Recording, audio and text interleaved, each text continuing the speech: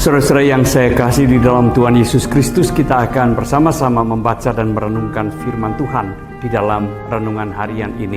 Mari kita awali dengan doa. Ya Tuhan, jikalau kami akan membaca dan merenungkan firman-Mu, biarlah Roh-Mu berkuasa atas kami, sehingga kami dimampukan untuk mengerti setiap kehendak dan firman Tuhan. Dalam Kristus kami berdoa. Amin. Saya mengajak saudara untuk memperhatikan kitab Yesaya pasal 32 ayat 1 dan ayat yang kedua. Saya akan membacakan demikian. Sesungguhnya seorang raja akan memerintah menurut kebenaran, dan pemimpin-pemimpin akan memimpin menurut keadilan. Mereka masing-masing akan seperti tempat perteduhan terhadap angin dan tempat perlindungan terhadap angin ribut, seperti aliran-aliran air di tempat kering, seperti naungan sebuah batu besar di tanah yang tandus. Demikianlah firman Tuhan. Sesuai yang saya kasihi, Nabi Yesaya memang berbicara atau berkhotbah tentang raja atau pemimpin bangsa. Tetapi tentu saja apa yang dikhotbahkan oleh Nabi Yesaya ini tidak hanya berbicara tentang seorang pemimpin, seorang penguasa dalam ruang lingkup yang besar dan luas, seperti seorang raja, seorang pemimpin bangsa. Ya. Apa yang dikhotbahkan oleh Nabi Yesaya juga harus bisa diterapkan di dalam ruang lingkup yang lebih terbatas, yaitu misalnya pemimpin di dalam keluarga, pemimpin di dalam tempat pekerjaan, pemimpin di tengah-tengah masyarakat yang lebih kecil ruang lingkupnya. Tentu apa yang dikhotbahkan oleh Nabi Yesaya itu harus juga bisa dikenakan untuk pemimpin-pemimpin seperti itu. Nah, apa yang disuarakan oleh Nabi Yesaya sebagai firman Allah?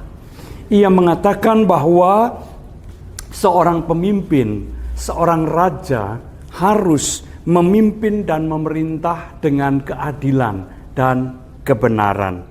Hanya bila setiap pemimpin itu memberlakukan keadilan dan kebenaran, maka ia akan menjadi seperti tempat perteduhan terhadap angin. Ia juga menjadi seperti aliran-aliran sungai di tanah yang kering.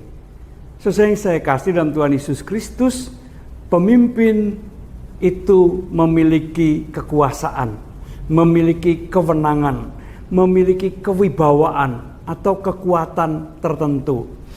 Bisa sangat besar, bisa terbatas. Tetapi bagaimanapun juga hal-hal semacam itu merupakan suatu kelebihan yang dimiliki oleh seorang pemimpin. Nah, kelebihan yang ada ini seharusnya dipakai untuk menghadirkan hal-hal yang baik.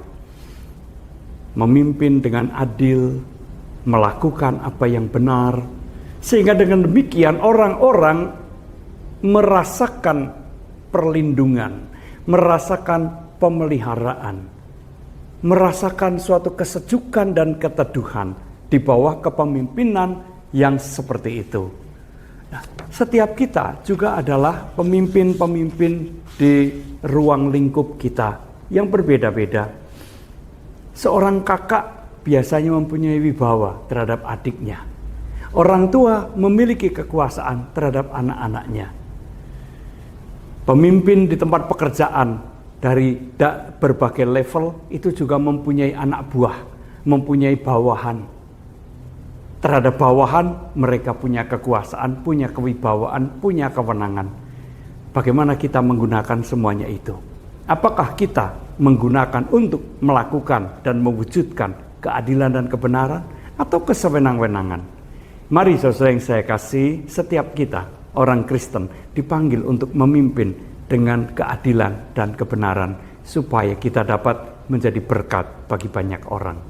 Selamat menjadi pemimpin yang sesuai dengan kehendak Tuhan. Amin. Mari kita berdoa. Meteraikanlah firman-Mu ini dalam hati kami Tuhan, supaya dimanapun kami berada, kami senantiasa mewujudkannya dalam perbuatan kami. Terima kasih, di dalam nama Tuhan Yesus kami berdoa.